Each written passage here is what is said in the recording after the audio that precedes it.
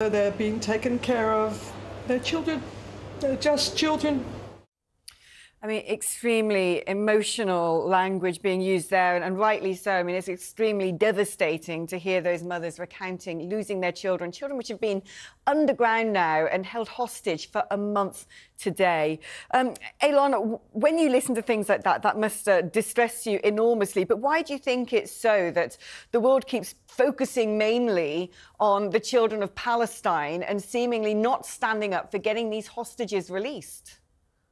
Heartbreaking, isn't it? You know, every day that I come to the Defense Ministry to do these interviews, I cycle past the protests of the hostages' families just outside and well up every time. There are over 30 children hostage in some dark tunnel being held by armed gunmen with Kalashnikovs. There are children there who are literally orphaned because Hamas murdered their parents in front of them and took them in.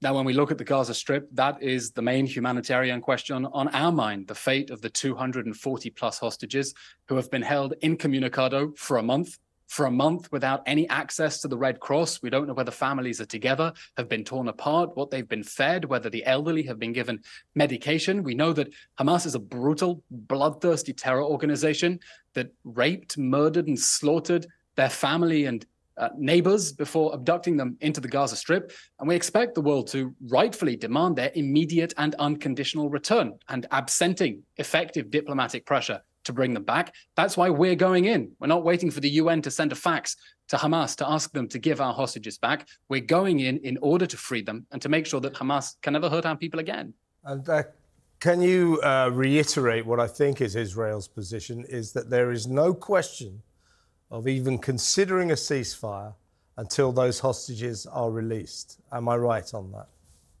There will be no ceasefire that leaves our hostages in Gaza and Hamas in power.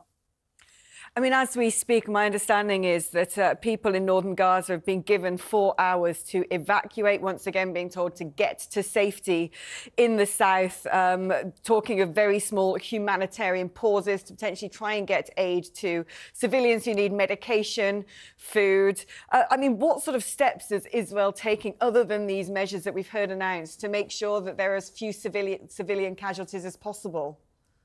Civilians in northern Gaza have actually been given 3 weeks to evacuate the north. It's been 3 weeks since Israel issued that warning for them to move south temporarily for their own safety. And most of them have done that. The last figures I saw were as of 1.1 out of 1.1 million residents in northern Gaza, only 100,000 remain. But let me tell you what Israel is doing to keep civilians safe, because it really is fair to say that the IDF has made greater efforts than any army in the history of warfare to keep people safe.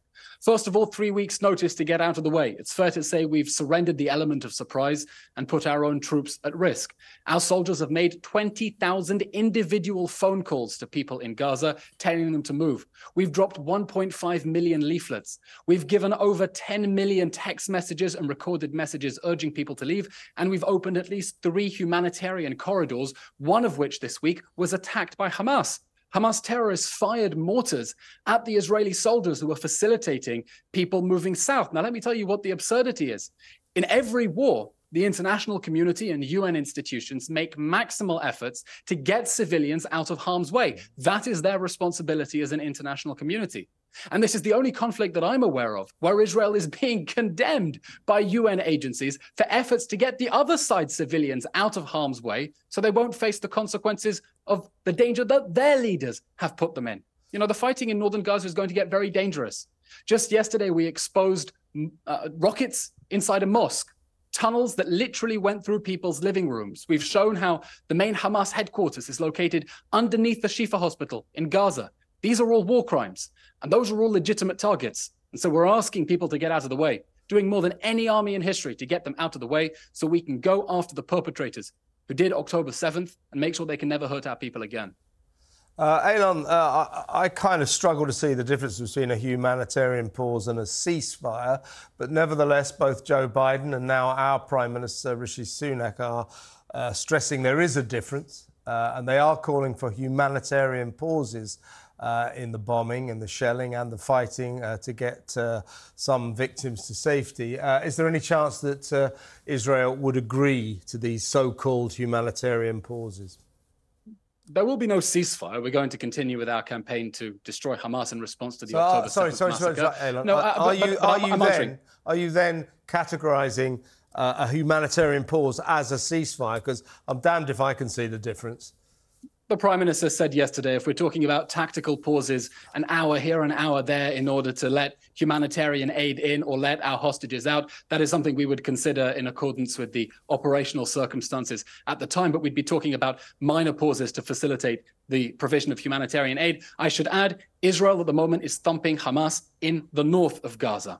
Aid is entering the Gaza Strip through the south of Gaza, and that's where the main humanitarian zone is. There is simply no contradiction between thumping Hamas in the north, letting humanitarian aid in the south. And in fact, we've been doing both in recent days, thumping Hamas harder and letting in more humanitarian aid through the Rafah border crossing with Egypt.